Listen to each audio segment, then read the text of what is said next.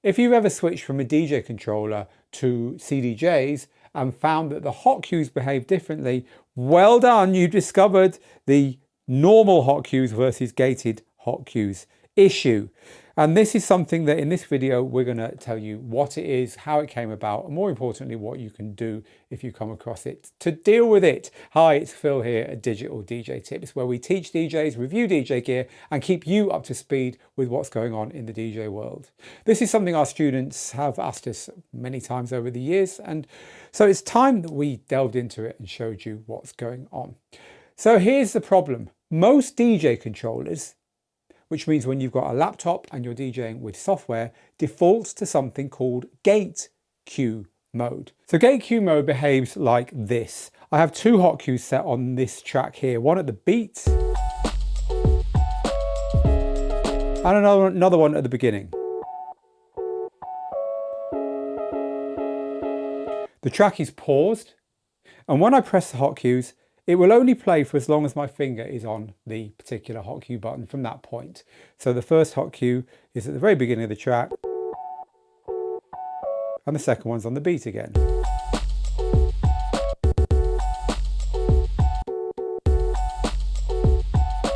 There's one of the ways you can use gated cues, or to be honest, on DJ software, they don't even call them gated cues, they just call them cues. That is one of the ways you can use it. For finger drumming, also you might use it in your headphones where you're just quickly checking through a track. The problem comes when you roll up to DJ gear that doesn't have that as its default, that has normal hot cues as its default, because normal hot cues behave in a slightly different way. In this particular piece of equipment, we've got them both, they're easy to switch between. So I'm now in normal hot cue mode. The hot cues are the same, there's no difference between the 2 points I've set, but the way they behave is different. So the track is still paused. I'm going to press the first hot cue now. Notice it carried on playing. I had to press the pause button down here to stop it. It didn't do what it did before, which is when my finger left, it stopped.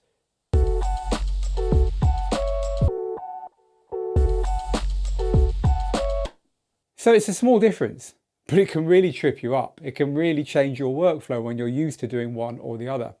The issue is that Pioneer DJ, now Alpha Theta, Pro DJ gear by default, and stuff like this is the AZ, also the RX3 are the same. By default, the main hot cue mode is the version I just showed you then, not the first one, not the gate cue version, where it will just play.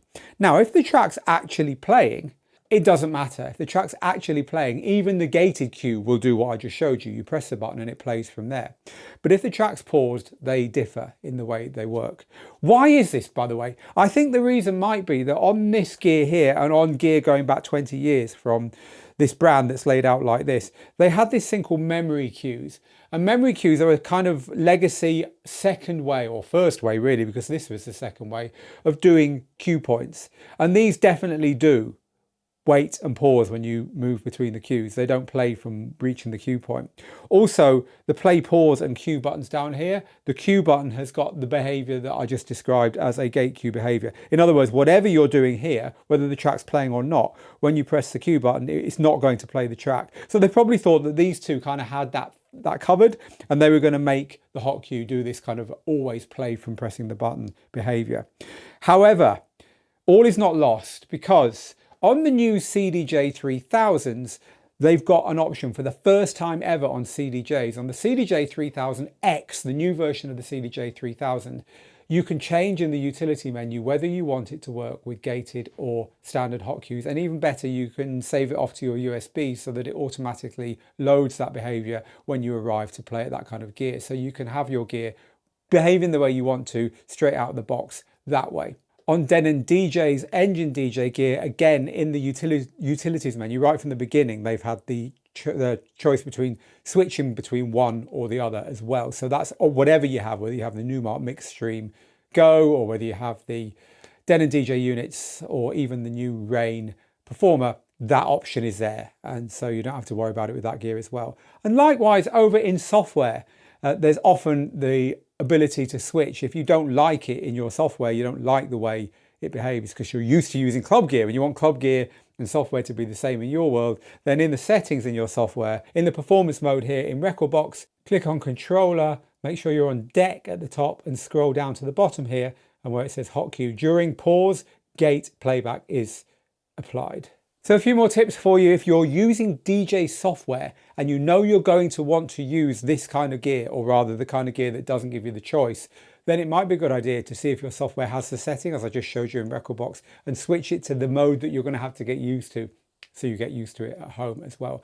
But another tip, if you're used to using the non-gated, the normal hot cues, and you end up on a system that hasn't got that option, Serato won't let you switch away from gated, for instance, as far as I know anyway, then there's another little cool trick you can do if you're stuck in gated mode to get it to play. If you've pressed the button and it's temporary, and you think, oh no, actually, I want that to carry on, how do I do it? You just tap the play button.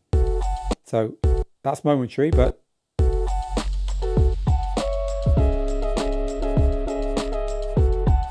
and then it will just play from there.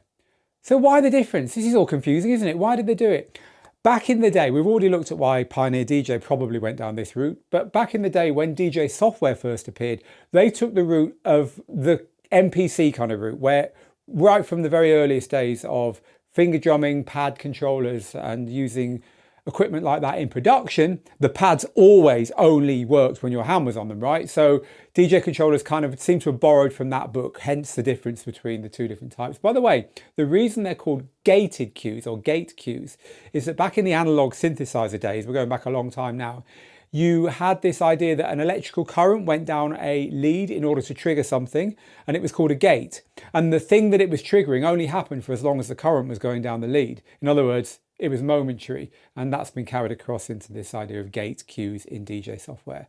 And cue, just to cover off another thing that our very beginner students sometimes ask, is absolutely nothing to do with the Quantize controls on a DJ controller, which is a completely different thing, which can make your DJing sound a lot better when you're using cues, but that is another story. If you want to know the answer to that, and you also want to know everything else about what's on these, let's be honest, nowadays pretty complicated pieces of gear, there's a couple of things you can do.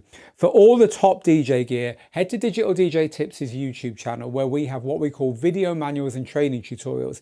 As I say, all the top gear, we've got one for. They're sit back, get a cup of tea type stuff. They're about an hour and a half long, where we go through absolutely everything, every button, every knob, every plug, every input, every output, the whole lot, and show you how your DJ gear works. If you've ordered something expensive, or you've bought it and you just can't get your head around it, or you're just thinking of buying it, or you're just interested, come and take a look. As I say, we've got one for most of the major gear, including this piece of equipment here. If you want to learn actually how to DJ on this gear, of course, just knowing what the gear does is not going to get you there. However, our All Access Pass will. Digital DJ Tips All Access is access to everything that we do as a DJ school and everything we will ever do in the future. In other words, all the DJ training you will ever need for the rest of your hobby in one place, continually updated with tutor help from me and my team. It's a single price and you've got the lot. Do consider it, because it's a phenomenal investment in your DJing if you're serious about this hobby. It's the Digital DJ Tips All Access Pass. You'll find more information about that over at digitaldjtips.com. That's it for me today. So thank you for watching. And if you've got any questions about gated cues, hot cues, if you've got anything that I've not covered or anything that's still confusing, or you just know something about this that I don't, I'd love to know. We always love to chat in the comments. Do so underneath, please. I look forward to seeing you there. Meanwhile, though, from me, Phil, here in the studio, get good, get out there, make the moments. And until the next free lesson, bye for now.